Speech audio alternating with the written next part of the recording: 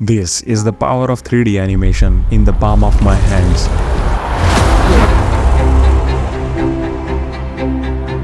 But there is a story behind its creation that leads to an unexpected final cut. Well, now that I told you, it's kind of expected. Anyways. Imagine a car speeding through a stunningly detailed background.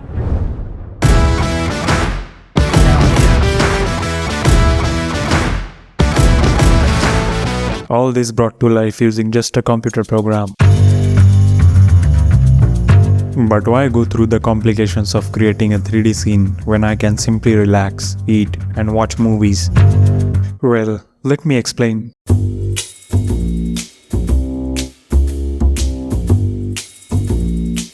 So one night I was just surfing through YouTube and a video by Punisher popped up. It was titled something like 3D Vehicle Challenge. So I opened it and he said something like, I challenge you to buckle up and create the coolest sports car, the coolest truck, the coolest tractor trailer, bike, boat, biplane, or whatever gets you excited, and populate this template scene with your unique creation.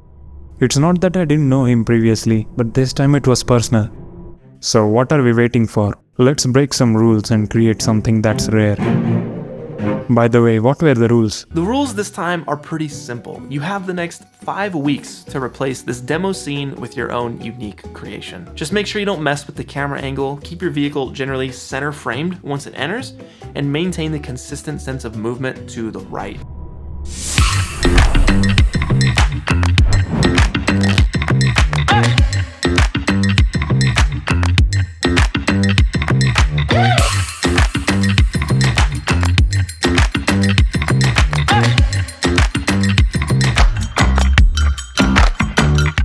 Nothing. No ideas. Useless, empty brain. Don't try to understand it. Feel it.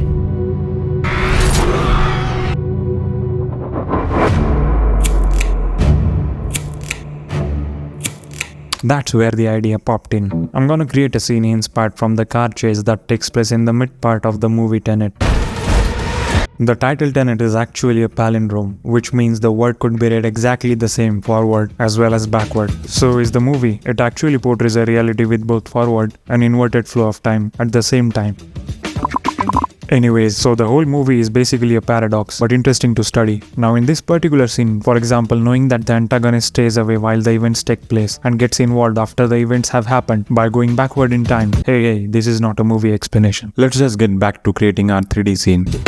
Firstly, I created a reference board to get an idea of the surroundings and infrastructure. So the things that need to be modeled are a long highway, some roadside cliffs, posters, signs, flyovers, buildings, some extra cars, and finally a car to replace the template model. Beginning with the car, I imported a model that I made in a previous project, the car that fell down from a cliff. The car needed an aesthetic upgrade, so I started with making new wheels using basic cylinder and subdivision surface modifier added to it. Added one more cylinder, extruded bunch of faces, shaped it, and the alloy wheels were ready. The body had a weird topology and some hard edges, so I remeshed the body.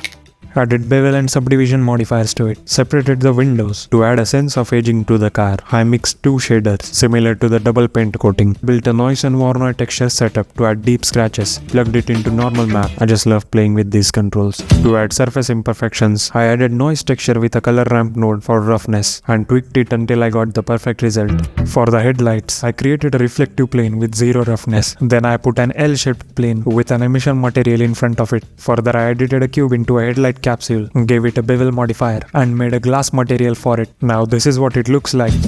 Next, I added side mirrors and little more details. So with no doors to enter in, here's what the car looks like.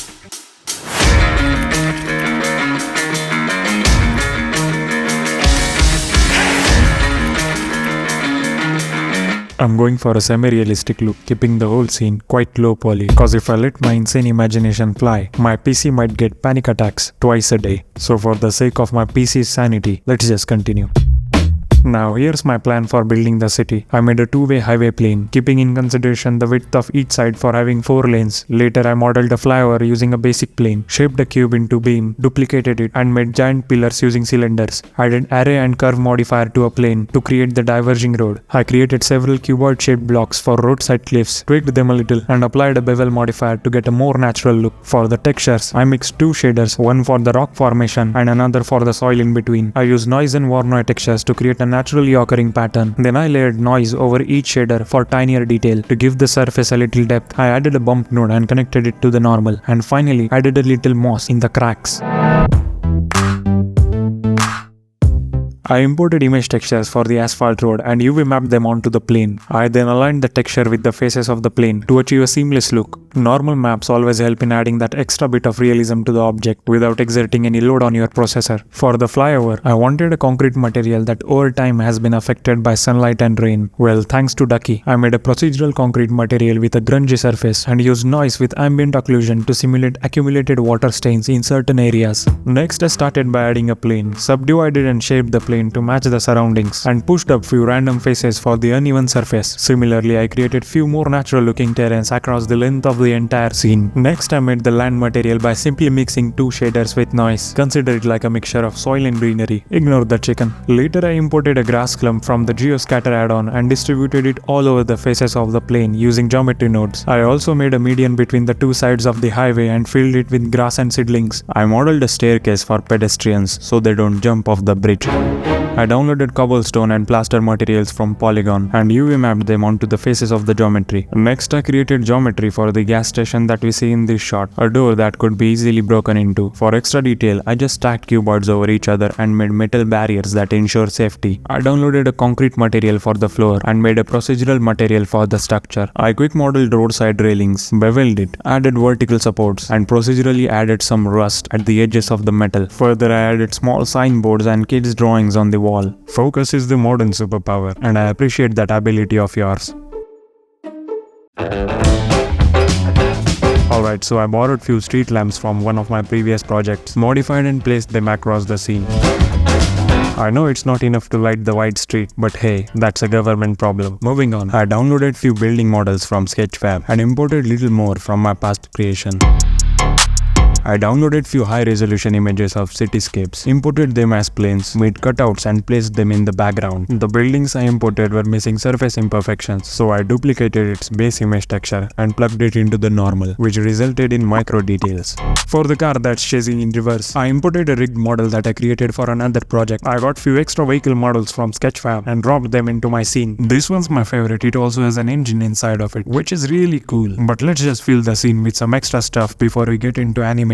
I started with trees and bushes. I made a billboard frame and a plane for the billboard itself. Then I did some editing on my childhood photos and UV mapped it on the plane. Similarly, I made a graffiti art and projected it as an image texture on a board that would be hanging off the bridge.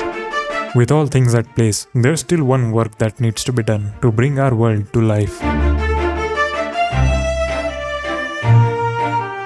I began with setting up the car by parenting it to the empty. For the vibrating effect on a running car, I added subtle noise on each of the wheels. I added drivers that function in a way that location of the car affects the rotation of the wheels. I made a Bezier curve for the retro car to follow. While drifting and dodging the path in reverse, I animated the extra vehicles in a way that they only move when they are in camera's view, and once they are invisible to the camera, they would remain still. Additionally, I added actual drivers in the vehicles so they don't look haunted.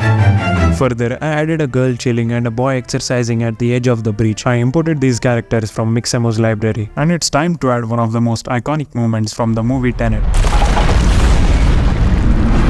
Firstly, I chose a good-looking building and made a selection for the area that would explode. Then I used rigid body physics to simulate the explosion and layered it with smoke simulation. But there has to be another explosion that's inverted. Well, for that, I made another explosion and used a little of my own sorcery to manipulate its timing. In the preset, the animation sequence was meant to be 24 frames per second, but to me everything felt speeded up, so I changed the animation to be played on 2s, resulting in 12 frames per second. So put your 3D glasses on and enjoy the spectacle.